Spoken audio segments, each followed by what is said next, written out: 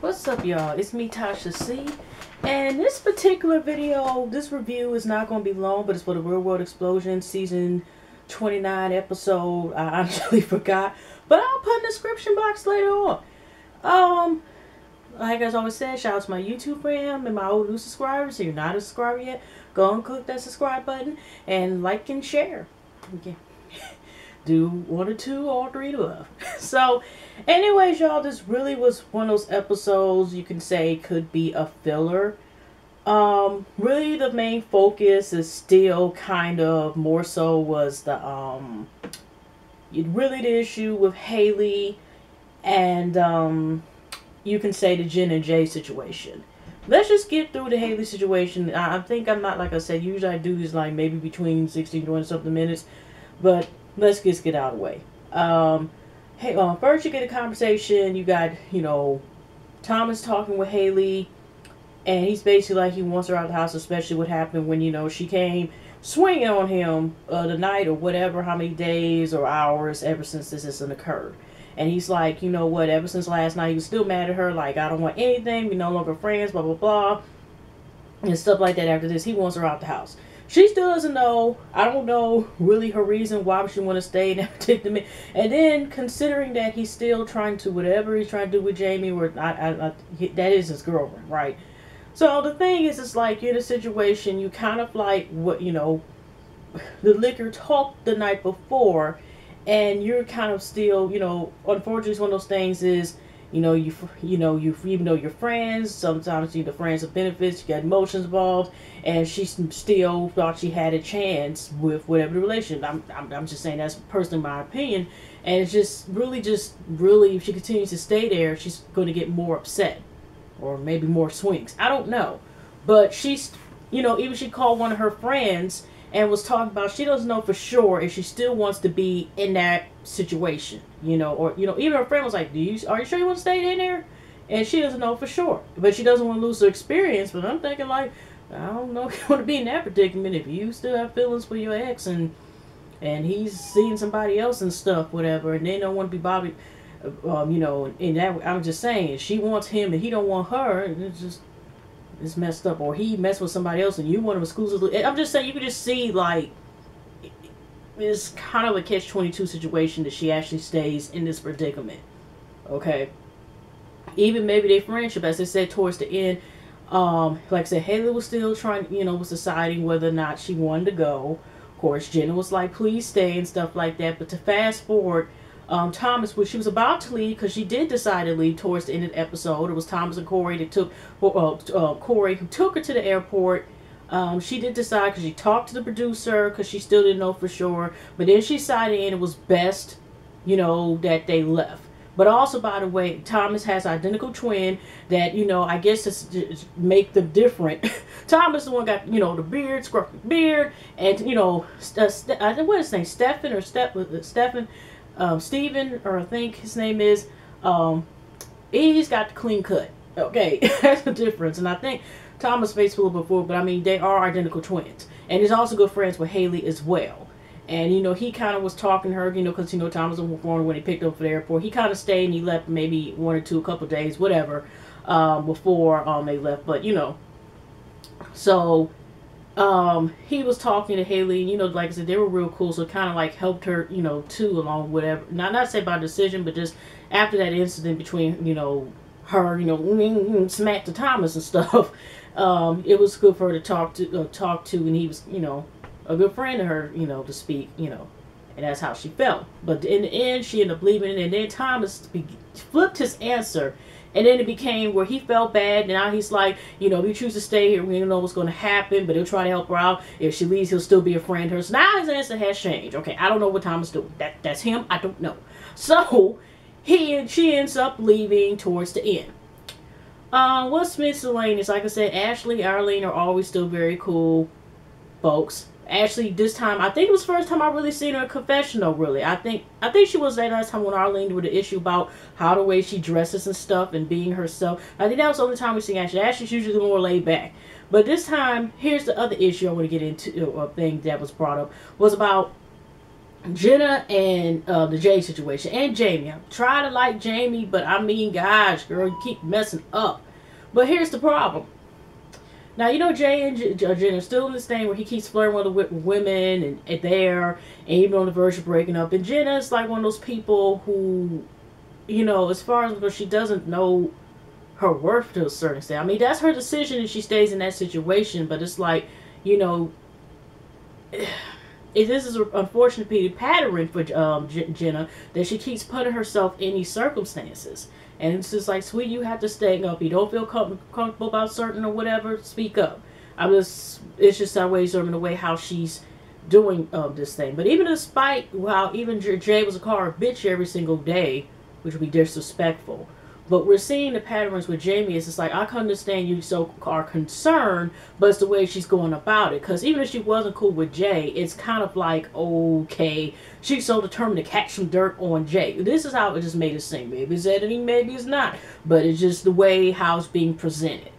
And so, you know, one night they go to the club, and Jen, you know, here's, I think Jen was saying he was smacking her ass. And she was kind of upset and telling, I think Jen about, she said he was flirting with one of the bartenders ladies there.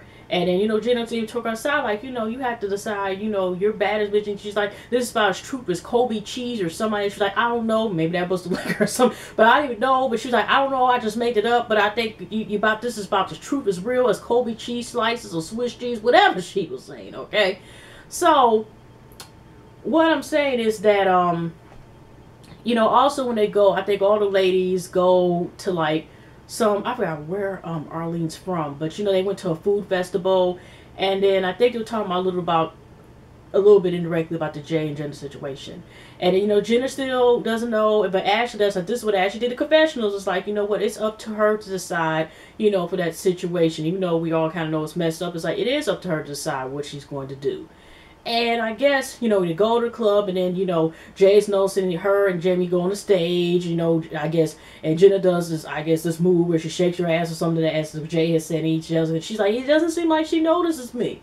So I guess he's starting to realize, and they talk on and off, that he's trying to save the relation, realize he cares a lot, even though he has commitment issues. Again, this is, we heard this a couple times, he's going to try to say because he really does care about Jenna. So he decides to take her a little Italy, and he officially gives her the option, I'm going to finally make you your girlfriend, babe, after 2 years.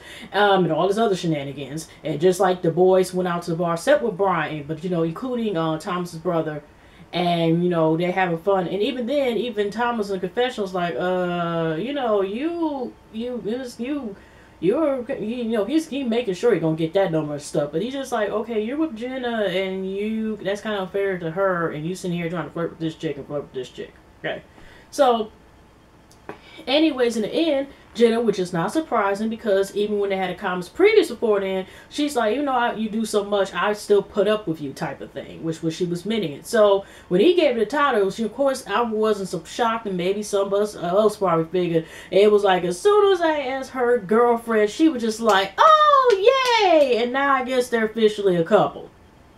You know, it took 2 years. Anyways, like I said, that's her decision. Just I hope for the best.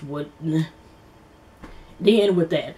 And one more minor thing, Jenna, you know, here's the little thing that, not too many J's. Another thing. Now we got Jenna and the Brian situation. She can't stand, she's at the verge of, you know, she's sick and tired of Brian, but she can't get him out the house, whatever, you know, she just stuck with him.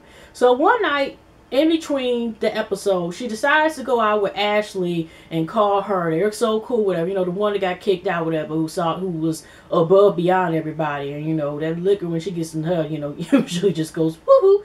So, anyways, she decides to go out. Even Brian before it goes, and he's like, basically like, okay, you're going out with her. She's bad for you. She's negative vibes, everything else, blah, blah, blah. She goes out with Ashley, and then comes back to the house with Ashley. And, you know, everybody else was at the club. I think the second one, like when Jay felt that Jenna was ignoring him. And so he ends up, after she comes back house, because, you know, she's like, she's going to try any way she can to get him out the house because she's sick and tired of being there. She throws water on him, stuff like that. I think they even had a conversation about who's more dominant. And she was like, you should know the answer to that. And, yeah, I guess we can all answer that question. So, anyways, Because by that time also Ashley was about to leave, and I think I could have sworn Thomas hugged her. I think I don't think Corey. I think because Jay hugged her and stuff like that. Jenna tried to introduce him to Brian. He was like, Brian was like to Ashley, like, hey, I got high, I'm going to the bathroom. But I could have sworn maybe it was just me, but I know Jamie was like, I ain't dealing with that bitch. Arlene was staying to the side too. And did Corey hug her or not? I just know I could have sworn I know Jamie didn't say hi to her or kind of, because they were just like, we already know you bad news, bitch. You can get the fuck on with that. But I mean, most of the dudes, but I don't know. Tell me y'all in the comments below. I could have sworn either that Corey didn't hug her neither. I don't know. They just I think Arlene must have thought about this bitch did try to throw grease and could have burnt my ass. I don't know, but I could have sworn they kind of stayed to the side. So Ashley's at a confessional. Gina going to continue to friendship. I don't know if she'll come back. I don't know how many more episodes are left in this season, so we'll see. But so in the end, after Ashley leaves and stuff like that. Sorry, y'all. I'm usually random. Y'all new to my channel. I usually don't go scene by scene. But yeah, so Brian, after she goes, he was like, you went out and stuff like that, and you didn't give me the proper attention. And that's the problem I had. You used to do this to me. We lived together. My mom used to do this too. She'll give me attention. I should go club dance or whatever she was. And the next day she treats me like shit and blah, blah, blah. And you don't pay me attention. And it's the same thing. Right. I don't know about y'all, but that's pretty much how it kind of ends. It kind of ends up back and forth. We keep on the argument, and it's like, okay, get the heck out of my face. We shouldn't be around each other type of thing. And pretty much this has been yo-yoing back and forth since, but after the Vinny sidekick incident. But it's kind of, they yo-yo back and forth. So that's pretty much it as far as everything. It really wasn't that much going on.